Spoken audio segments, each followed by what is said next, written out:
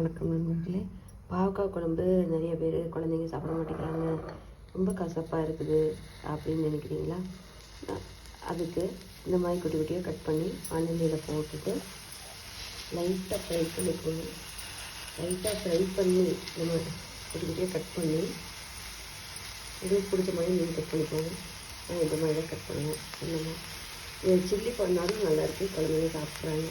Chilli powder இதோட add பண்ணி சுத்தமான செக்கு நல்லெண்ணெயில் கல்லெண்ணெயில் ஃப்ரை பண்ணி எடுத்தோம்னா குழந்தைங்க நல்லா சாப்பிட்றாங்க.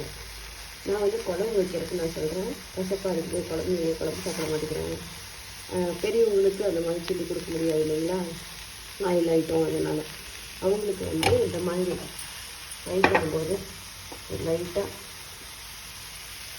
மல்லித்தூள் கொஞ்சம் போட்டுட்டு புளித்தண்ணி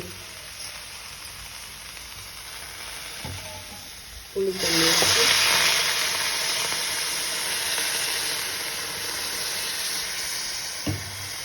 வச்சுட்டு போட்டு வேக வச்சு லைட்டாக நல்லா வேக வச்சு எடுத்துட்டீங்க அப்படின்னா அந்த கசப்பு தன்மை வந்து குறைவாக இருக்கும் குழம்புல. கடைசியாக வந்து கொஞ்சம் கருப்பட்டி இல்லைன்னா வெல்லம் சேர்த்துக்கிட்டீங்க அப்படின்னா குழம்பு வந்து கசப்பு தன்மை இல்லாமல் நல்லாயிருக்கும், ஹெல்த்தியாகவும் இருக்கும்.